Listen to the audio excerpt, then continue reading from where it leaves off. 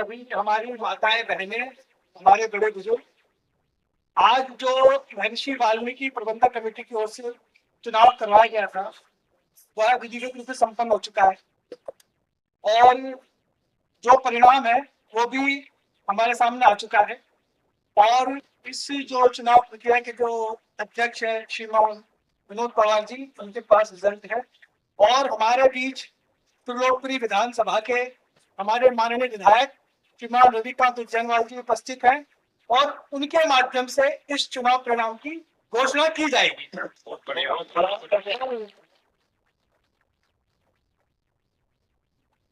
बोलो महर्षि वाल्मीकि भगवान की।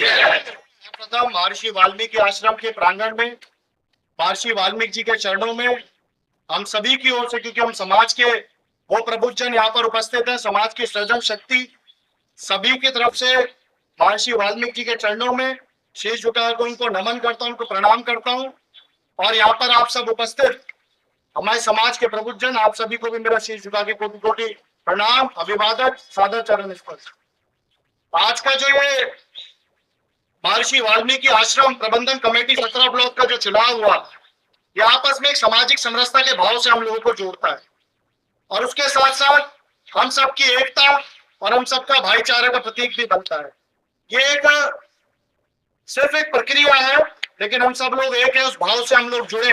इस भाव से मैं आप लोगों से निवेदन भी करता हूँ कि हम सब लोग, ये तो एक प्रक्रिया है, तो प्रक्रिया के माध्यम से हर 3 साल बाद ये चुनाव जाता है। इस बार भी ऐसा एक नए अध्यक्ष का यहाँ चुनाव हुआ, उसकी हम घोषणा हमारे सभी सम्मानित हमारे मुख्य चुनाव अधिकारी आदरणीय विनोद पवार जी, हमारे वरिष्ठ समाज सेवी आदरणीय अनिल बैग जी, वीरेंद्र भाई अशोक सूद जी, तेजपाल जी हमारे समाज के अध्यक्ष, हमारे भाई साहब सभी और हमारे मिलन साहब, सभी लोग यहाँ पर बड़ी संख्या में उपस्थित होकर उन्होंने दिखाया कि हम सब लोग का परिणाम हमारे समाज के लिए एक नई दिशा और दशा देने का काम करेगा। मैं बताना चाहता हूं कि हमारे जो ये कोई स्थान नहीं है, ये पहली बात अपना ध्यान रखें कि कोई प्रथम स्थान है, कोई द्वितीय स्थान है, कोई तृतीय स्थान है, ये कोई स्थान नहीं है। हम सबका एक सिर्फ चुनावी प्रक्रिया, उसको हम निभाकर सब लोग मिलकर काम करेंगे, ऐसे विश्वास के साथ मैं इसकी बात की घोषणा करता हूं। जो तीसरे स्थान पर हमारे इसमें महर्षि वाल्मीकि प्रबंधन कमेटी में जो आए, हमारे बहुत ही कर्मठ युवा साथी भाई पंकज लूथरा जी को, लुक्कड़ जी को 6 वोट यहाँ पर मिले हैं।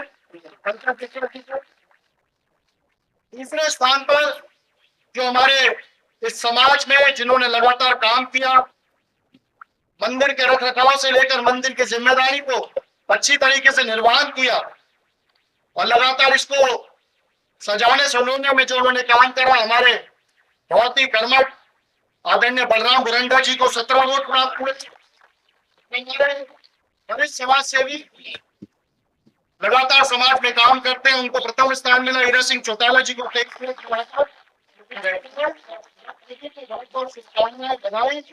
हम सब लोग मिलकर एक अच्छे आश्रम महर्षि वाल्मीकि जी के सामाजिक समरसता के भाव को और जो जन जन तक हिंदुत्व का असली अस्तित्व महर्षि वाल्मीकि जी दिखाते हैं, उसको अपने समाज के बीच में लेकर जाएंगे। मेरी सभी को बहुत बहुत शुभकामनाएं हैं। हीरा सिंह चौटाला जी को बहुत बहुत अग्रिम बधाई है, बलराम बुरंडा जी को बहुत बहुत शुभकामनाएं और भाई पंकज जी को बहुत बहुत शुभकामनाएं। इस तरीके से चुनाव को, इस प्रक्रिया को बिल्कुल शालीनता पूर्वक तरीके से जो आपने निभाया और सभी समाज ने यहाँ भागीदारी दिखाकर ये सुनिश्चित किया कि हमारा समाज हमेशा एक था, एक है और एक रहेगा। देखिए, जो मैंने अभी थोड़ी देर पहले कहा था कि भाई इस मंदिर के अंदर जो बहुत बड़ा योगदान, यहाँ मंदिर प्रबंधक कमेटी के योगदान पिछले कई वर्षों से लगातार कम से कम 15 सालों से जो ये सब चीज देख रहे हैं, उसमें कहीं ना कहीं हमारे महाराज जी जो कि हमारे बीच में मौजूद हैं, उनका बड़ा योगदान रहा। उनके पिताजी का यहाँ पे बहुत बड़ा योगदान रहा। आज हमें उनकी भी याद आती है कि भाई आज वो किस तरह से इन्होंने को मतलब समझाते थे, किस तरह से मतलब हम सब लोगों को गाइड करते थे। महाराज जी के पास चलते, महाराज जी से बात करते हैं कि मंदिर प्रबंधक कमेटी को लेके, इस आश्रम को लेके उनकी पिछले कार्यकाल में क्या मतलब प्रक्रिया रही है और आगे क्या रहेगी। महाराज जी, स्वागत है आपका सबसे पहले चैनल पे। महाराज कहते हैं भी सब लोग हालांकि पिछले कई सालों से हम देखते आ रहे हैं, क्योंकि हम लोग वहीं पे रहते हैं, हम लोग वहाँ पे पढ़े लिखे सब कुछ है और बच्चे कब से यहाँ रह रहे हैं, आज हमें पढ़ाई लिखाई करके भी हम लोग यहाँ पहुंचे हैं। हमने देखा है कि आप शुरू से यहाँ पे लगे हुए हैं, शुरू से मंदिर के अंदर एक मतलब एक रुचि है, एक मंदिर के अंदर एक ऐसा वो है जरूर की इस मंदिर को मतलब कहाँ से कहाँ उठा दिया आपने, और ये जो सारी चीजें हम देख रहे हैं सब आपकी देन है। चाहे वो आज जो चुनाव हो रहा है उसमें भी एक बड़ा रोल आप अदा कर रहे हैं, कैसा महसूस कर रहे हैं? ये तो आप लोगों का बड़प्पन है कि आप मुझे देखते हैं इस चीज के पीछे, परंतु ये तो वास्तविकता तो ये है कि इसमें उसके पीछे गुरु महाराज ही है, परम पुरुष वाल्मीकि जी महाराज है। वही जो चाहते हैं वो होता है, हम तो एक निमित्त मात्र है जो हम ये कार्य करते हैं। लगन जब होती है तो व्यक्ति में शक्ति हो या ना हो, ताकत हो या ना हो, वो उस कार्य को कर जाता है। लगन उसको आत्मविश्वास दे, और आत्मबल से बड़ा कोई बल होता नहीं। मैं तो इसलिए उसमें लगा रहा। अब तो संतों ने अभी ये चोला पहना दिया है, हमारे गुरु महाराज बाबा राम परम पूज्य परम आदरणीय बाबा राम जी शाह महाराज पूरे हो गए, तो उसके बाद संतों ने ये चोला मुक्त किया। वही आज मैं रोकूंगा एक मिनट कि यहाँ पे 3 आदमी इलेक्शन लड़ रहे हैं। आज जो बड़ा अच्छा दिन है कि आज सरकार के जैसे जैसे सरकार के अंदर एमएलए कौंसिल विधायक और एमपी वगैरह बैलेट पेपर पे चुनाव जीतते हैं, आज वो बैलेट पेपर पे यहाँ पे चुनाव हो रहा है, 3 कैंडिडेट यहाँ पे मौजूद है। उसको लेके क्या आप महसूस करते हैं, क्या चर्चा है, क्या मतलब आप बात करेंगे तीनों को लेकर? तीनों आपके शिष्य हैं, तो इनको तो रहेंगे बात में तीनों अपना है, आप एक कोई चीज से क्या रहा होता है कि मेरे को लगता है अगर कोई सा भी जीतता है तो उसके प्रति क्या आपकी प्रतिक्रिया होगी, समाज को क्या आप हिस्सा देना चाहिए? देखिए, शिष्य बहुत सारे होते हैं गुरु के, और अनुयायी भी होते हैं। शिष्य ना बने अनुयायी, लेकिन हमारा कोई शिष्य हो या ना हो, सब प्रिय है, सभी प्रिय है, सबका भला चाहते हैं। तो यहाँ पर जो 3 लोग जो कैंडिडेट हैं, उनमें से एक जो महासचिव है उन्होंने चुनाव लड़ा, जो बलराम मुरिंदा जी ने अपना महासचिव बनाया था उनको, उन्होंने चुनाव लड़ा है। उनका जोनी नाम है उनका, और एक हंगा सिंह चौटाला जी है, एक स्वयं बलराम मुरिंदा जी। 3 साल में मैं उनके साथ में रहा हूँ, यहाँ कार्य किया है उन्होंने, हरियाणा वगैरह अच्छा कार्य किया। अब कुछ लोग नया अवसर भी चाहते हैं, भाई हमें नया अवसर मिले, लेकिन नया तो कोई व्यक्ति है नहीं, पुराने ही है सब। नया तो उसको कहते हैं जो पहली बार आया हो या कमेटी में हुआ उसके बाद चुनाव लड़ रहा हो, सब पुराने ही है। बलराम मुरिंदा जी भी पुराने, उन्होंने करते दिखाया काम। बात क्या है कि देखो, मैं इस चीज से कहता हूँ, आज जो चुनाव होना है वो तो अब हो ही रहा, वोटिंग हो ही रही है, परंतु हमें ये चाहिए कि जब हम खेल देखते हैं ना कोई भी, अपनी आत्मा परेशान ना हो, हमें परेशानी ना हो, कि हमें उसमें अपनापन नहीं देखना चाहिए। किस देश का है खिलाड़ी, किस प्रांत का है, किस जाति का है, ये सब अपनापन नहीं देखना चाहिए। या समाज में भी ऐसी होना चाहिए, जैसे अब हमने देख लिया, और जो अच्छा प्रदर्शन कर रहा है, जो खेल को अच्छा खेल रहा है, हम उसकी हृदय से प्रशंसा करते हैं, तो कभी भी मन हमारा परेशान नहीं होगा, दुखी नहीं होगा। इसी प्रकार से समाज में जब धार्मिकता और सामाजिकता की सुधार की बात आती है, तो हमें रिश्तेदारी संबंधों को नहीं देखना चाहिए, मित्रता को नहीं देखना चाहिए, निजी स्वार्थ को नहीं देखना चाहिए, उसमें हमें कार्य को चुनना चाहिए। कौन व्यक्ति अच्छा कार्य कर रहा है या किसी ने किया था, ऐसा सोचना चाहिए, विचार करना चाहिए।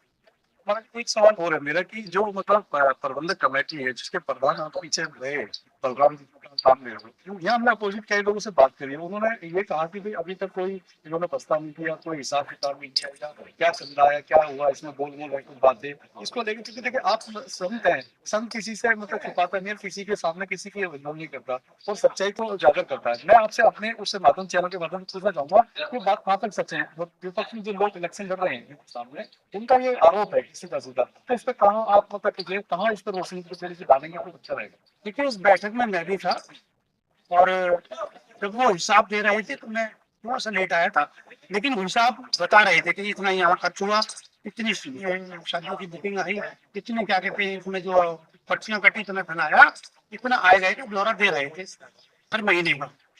और उन्होंने उस हिसाब से हिसाब लिखा हुआ है कि इतने की 50 रुपए की कीमत आई, 100 रुपए का तार आया। उन्होंने मोटा मोटी ऐसा नहीं कहा कि 9 लाख इसमें लग गए, 1 लाख इसमें लग गए, 50,000 इसमें लग गए, ऐसा नहीं कहा। हिसाब ऐसे ही होता है जैसा उन्होंने दिया। और उन्होंने ये कहा था, मेरे सामने की बात है, कि देखो जी ये हिसाब तो मैंने दे दिया है, हिसाब तो ये है, लेकिन इसको टोटल करना बाकी है। तो उस पर सभी लोग उस समय संतुष्ट हो गए थे, लेकिन चुनाव है, चुनाव में सभी मतलब उल्टे का पुल्टा बता करके चुनाव लड़ना चाहते हैं, जीतना चाहते हैं, सब चलता रहता है चुनाव में सब।